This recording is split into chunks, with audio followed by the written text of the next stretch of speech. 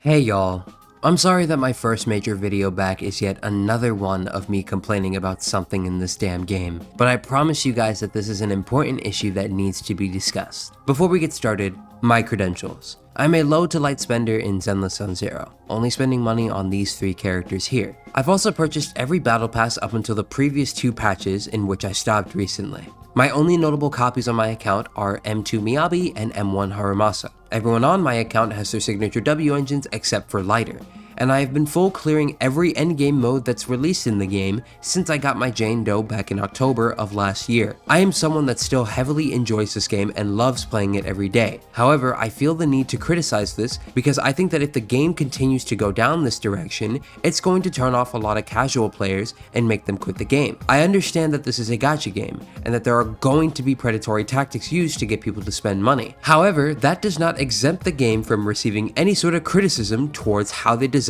their content, especially from someone who has been playing every day and has been clearing said content with no issues prior. I am not here to grift or doom about the game. I am someone who knows what they're doing, complaining about very poor design choices being made in a game that I love. Now that that's out of the way, shout out to the channel members as always, support me on Coffee, and leave a like and consider subscribing afterwards and all that nonsense. Let's get into it.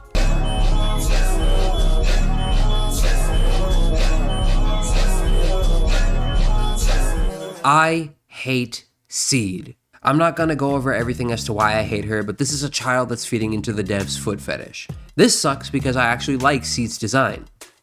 From the neck up. Her face is very cute and her hair color is very nice. And I'd actually tolerate the little girl piloting a mech if it wasn't a poorly disguised fetish behind all this. But anywho, we're not here to bash on the design any more than we need to. Seed operates as the first character to want a double DPS comp in Zenless, specifically double attacker. I won't go too deep into this, but just know that if Seed has another attacker on the team, very good things happen for her and the attacker, with a big asterisk on her in that sentence. Now since Seed is a part of Obel Squad, naturally she will do better with Obel Squad members on her team, which is true. Her best team is alongside Trigger and Orphe. This isn't inherently a problem. I'm cool with the concept of double attacker teams existing in Zenless. However, the issue lies with the fact that it's A, only tied to one faction, B, a mediocre team comp when it comes to clearing anywhere else in the game, and C, the most expensive comp to put together in the first place. Now Rune, you know you don't have to pull for any of these characters, right? You can just ignore them and still clear content with what you have. And yes, that is true. The only Obel Squad character I have on my account is Soldier 11, and I've been clearing content with no issues despite not having anyone else from that faction. The problem, however, isn't with Obel Squad. It's the fact that they've designed content around Obel Squad, who, again, is the most expensive faction to build a team around in the game. And need I remind you, Obel Squad's specialty is double attackers, which again, isn't a very good team comp to begin with outside of specific scenarios. Remember, double attacker comps do not exist outside of Obel Squad. Other DPS characters do not gain anything from being on a double DPS team, which is why Seed sucks if you don't have either Sanbi or Orphe on her team. She's extremely hyper-specific in a team comp that can barely kill bosses due to how enemies in certain rotations work in Zenless prior to these characters existing. But Rune, if these characters suck at fighting any other boss, surely they'd have to introduce a new boss that's weak to this specific type of team comp. Oh, don't worry, they absolutely did, but I have a problem with that too. Enter the Defiler. This is the worst boss that Zenless has ever introduced. Not because she's a Miyabi check and not because she's an anomaly check, but because she is an Obel Squad check.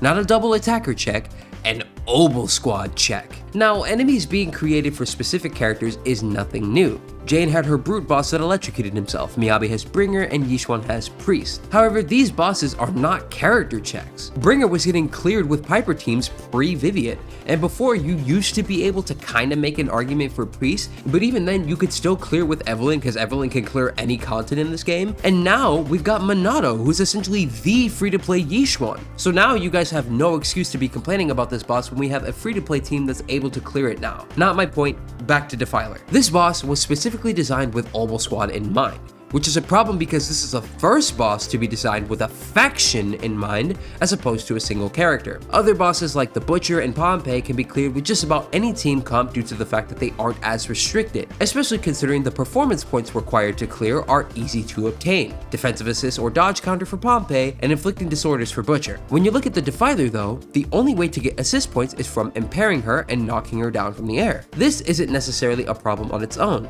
It's the fact that these are tied to phases where you can't deal damage to her at all is the problem. Now granted, it's pretty easy to impair her so long as you have 2 defensive assists, and someone who can burn through the bud easily. However, because she has 3 phases where you can't deal damage to her, even after getting the max points, you're still going to have to rely on doing as much damage as possible, which is a problem considering that she's basically invulnerable for 40% of the fight. Looking at these 3 phases, she has one where she's in the air and you have to parry her attacks, the Tsunami phase, and the Soldier phase where you have to parry her onslaught of summons. Now yes, 2 of these phases give you performance points which are very much needed to clear this boss, but the problem lies not only with the 3rd phase, but the fact that this boss has 3 phases to begin with. The 3rd phase has Defiler summoning soldiers to attack you. The only thing you can do during this phase is parry the soldiers until she comes down from the attack. And not only does this waste time, but you also don't even get an impair from this or the ability to follow up with your defensive assist afterwards. This is bad because this phase happens usually at the end, and after it's done, she'll be finished with any specific gimmicks for the rest of the fight. However, it doesn't matter since you'll have less than a minute to gain 10k points anyways, which is super problematic if you're not running an Oval Squad based team. I just barely managed to clear this with my M1 Haru team. And before you say, oh, just put another attacker on the team to make use of the buff, I'm not going to ruin my team comp just to make use of a buff that only caters to one specific team comp. The only way that I could make a double attacker team comp work for Haru is shoving Anton onto the team, which benefits neither character in this scenario. Need I remind you, every other attacker agent in this game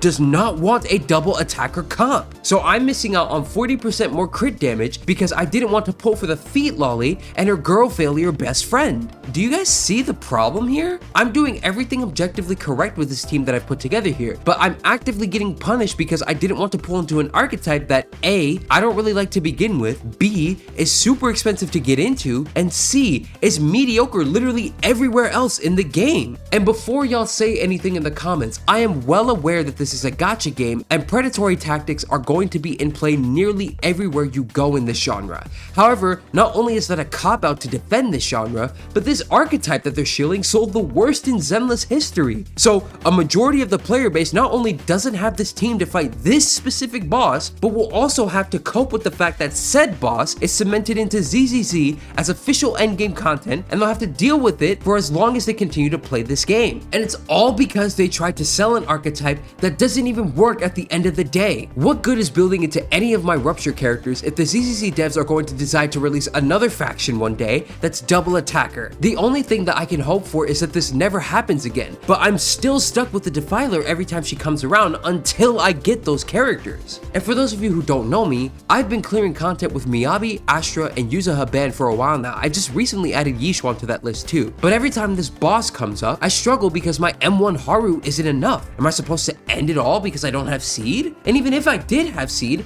I'd need both Orphe and her W engine to clear comfortably. This sucks at the end of the day. A boss that's designed with a specific faction in mind that has not one, but 3 invincibility phases that do nothing but waste time, plus a hyper-specific buff that punishes you for not running that specific team comp, which would actively hurt your DPS if you don't have the 2 specific agents that only work with this team comp. Any other time people have stated you cannot clear without X unit has been disproven multiple times over, and while the endgame is still clearable now, this is the only instance in which the game is punishing you for not getting just 1, but up to 3 agents if you care about getting a high score in this mode. This is bad game design. In a game full of skill expression and strategic team building, you are punishing good players and even worse, casual players who just want to clear endgame content and get better at the game by enforcing this archetype that doesn't work. I don't care if this is a gacha game. This sucks. Unless I get these 3 characters, I'm stuck with a score that I cannot physically improve until I pull for them. This is also bad because either way I look at the future of this game, it's a lose-lose situation. They decide to ditch double attackers for good? Cool. This boss is still in the game though. Or worst case scenario, they add more double attackers and more bosses that can only be killed by double attacker teams. Now, this isn't necessarily going to kill Zenless, but it's going to drive away a lot of the active player base that really enjoy playing this game, because it sure as hell is making me not motivated to try and do my best in DA every time this boss shows up. But at the end of the day, I can easily stop playing this game at any time if I wanted to, and it's not really that serious. But man, is this extremely frustrating to deal with. Anyway, that's it for me. Let me know what y'all think in the comments. I'll see you guys later. Bye-bye.